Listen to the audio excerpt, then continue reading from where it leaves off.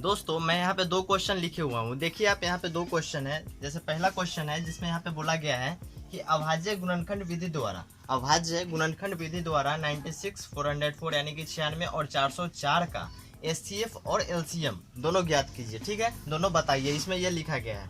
लेकिन सेम दूसरा क्वेश्चन ये है कि अभाज्य गुणनखंड विधि द्वारा 96 और 404 का एचसीएफ ज्ञात करिए, फिर एलसीएम ज्ञात कीजिए। तो दोनों क्वेश्चन का जो मतलब है दोनों का अलग अलग है, दोनों का बनाने का जो तरीका है दोनों का अलग अलग है।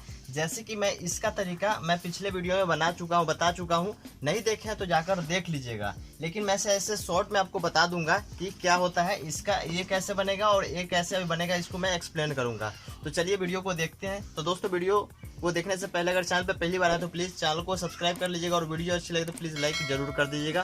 तो चलिए दोस्तों मैं वीडियो को स्टार्ट करता हूँ। तो सबसे पहले तो यहाँ पे देखिए जो एक क्वेश्चन है ये कैसे बनेगा। तो दोस्तों देखिए अभाज्य गुणनखंड विधि इसमें क्या होता है, जैसे कि जो नंबर आपको दिया गया है उसको आपको तोड़ना है। जैसे कि 96 दिया गया है तो इसको अभाज्य गुणनखंड विधि, जैसे कि जो अभाज्य संख्या होता है, भाज्य और अभाज्य संख्या क्या होता है। तो दोस्तों अभाज्य संख्या होता है जैसे कि 2 हो गया, 3 हो गया, 5 हो गया, 7 हो गया, 11 हो गया, इस तरह से अभाज्य संख्या जाते रहता है। ठीक है, और जो भाज्य संख्या होता है वो होता है 4 होता है, 6 होता है, 8 होता है, इस तरह से नंबर जाता है। अभाज्य संख्या का होता है वैसा संख्या जो एक से और खुद से कट सके। दोस्तों अभाज्य संख्या का मतलब यही है कि जो संख्या एक से या खुद से कट सके। तो 2 से कटेगा, जैसे कि 3 है तो 1 से कटेगा, 3 से कटेगा, इस तरह से होता है अभाज्य संख्या। लेकिन भाज्य संख्या ऐसा नहीं होता है। भाज्य संख्या का क्या होता है कि जो नंबर दिया गया है वो 1 से कटेगा, खुद से कटेगा, लेकिन और भी कोई दूसरा नंबर से कट रहा होगा, जैसे कि ये 2 से भी कट रहा है।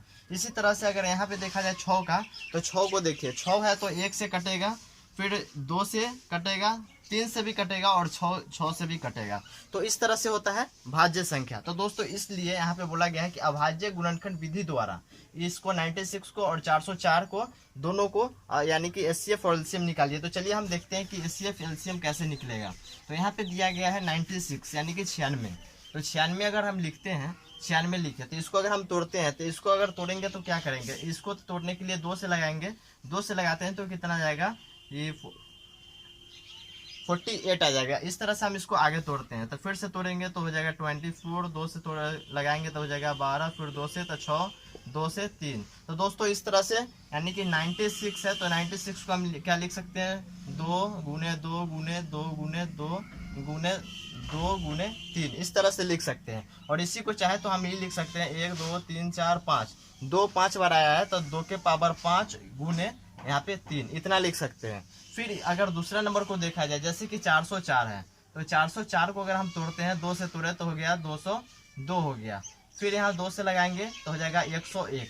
तो दोस्तों 101 आ गया। ठीक, 101 अब नहीं कटेगा। तो इसको हम क्या लिख सकते हैं, यानी कि 404 को हम क्या लिख सकते हैं, 2 गुने 101। तो दोस्तों इतना लिख सकते हैं। तो इसको अगर इस फॉर्मेट में लिखना चाहे तो क्या लिख सकते हैं, 2 के पावर 2, ठीक है, गुने 101, इतना लिख सकते हैं। तो यहाँ पे क्या होता है कि अगर हम एचसीएफ निकालते हैं, जैसे कि चलिए मैं इसको आपको समझा दिया हूँ, तो हम चाहे तो इतना मिटा सकते हैं, नहीं तो हम इसको थोड़ा सा अलग कर देते हैं कि आपको समझ में आए, इतना है। ठीक है, तो अगर हम इसका एचसीएफ निकालते हैं तो एचसीएफ के लिए क्या होता है कि जो दोनों नंबर में, इसमें और इसमें, जो दोनों में कॉमन हो वो होता है एचसीएफ। ठीक है, और एलसीएम होता है जो दोनों में कॉमन के साथ साथ जो नंबर रहता है उसका भी मल्टीप्लाई हो जाता है।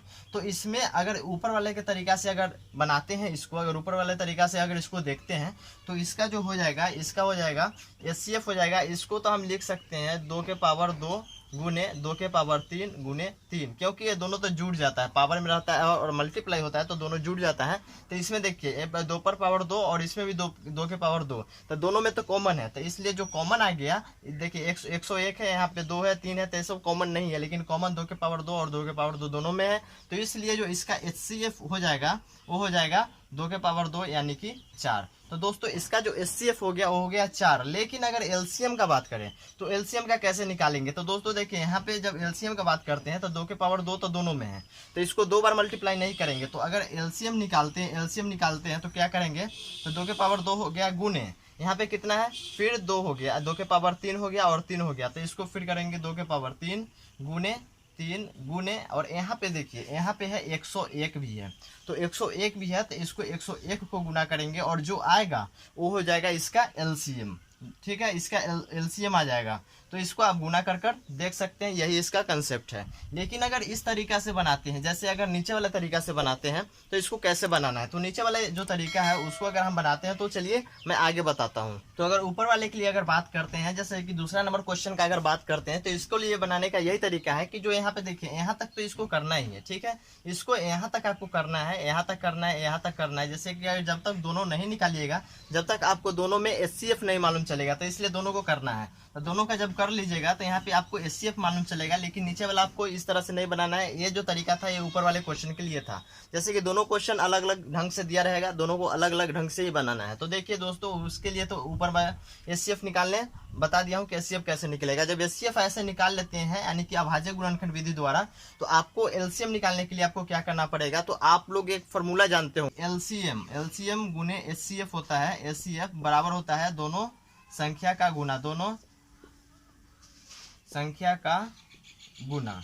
ठीक है, तो जब एचसीएफ और एलसीएम दोनों का जब गुना करते हैं तो वो होता है दोनों संख्या का गुना। जैसे कि अगर हम इस क्वेश्चन को तो इसी जो आगे बनाना है, जैसे कि यहाँ पे देखिए अभाज्य गुणनखंड विधि द्वारा 96 और 404 का एचसीएफ निकाले, तो एचसीएफ निकल गया है, एलसीएफ निकल गया, लेकिन इसी के मदद से यानी कि अब हमको एलसीएम निकालना है, तो आपको यही फॉर्मूला पे इसको डालना पड़ेगा। जैसे कि यहाँ पे अगर हम देखते हैं कि एलसीएम कितना कितना का चाहिए, तो 96 है, 96 और 404, तो दोनों का हमको क्या चाहिए, एलसीएम चाहिए। तो इसके लिए हमको जो फॉर्मूला है दोनों संख्या का गुना है। ठीक है, दोनों संख्या का गुना हो जाएगा, दोनों संख्या का गुना बट्टे में हो जाएगा एचसीएफ, यही है। ठीक है, इसका यही फॉर्मूला है, दोनों संख्या का गुना बट्टे में एचसीएफ। अगर आपको बोला जाए कि इस माध्यम से आप क्या कीजिए, एचसीएफ की जगह बोला जाए कि एलसीएम निकालिए और एचसीएफ बाद में निकालिए, तो एचसीएफ के लिए आपको क्या करना पड़ेगा कि जो यहाँ पे एलसीएम है तो यहाँ पे आपको एचसीएफ लिखना पड़ेगा और यहाँ पे एलसीएम लिखना पड़ेगा, और जो बाकी का काम है आपको इस तरह से करना होगा। तो यहाँ पे आपको क्या करना पड़ेगा, अगर दोनों संख्या का गुना करते हैं, जैसे कि 96 और 404 को गुना करते हैं, 96 और 404 को जब गुना करते हैं और बट्टे में क्या है, एचसीएफ 4 है, तो इसको 4 से आप काट दीजिए। तो 4 से अगर काटते हैं तो कितना से कटेगा, तो 4 से काटते हैं तो 4 दूना 8 और 4 चौक 16, 24 हो गया, और 24 को इसको गुना कर दिए, तो 24 और इसमें जब गुना होगा तो जो आएगा वो इसका हो जाएगा एलसीएम। तो दोस्तों इस तरह से आपको मैं बता दिया हूँ कि क्या आपको इसी तरह से बनाना है, आपको पूरे अच्छे तरह से समझ आ गया होगा।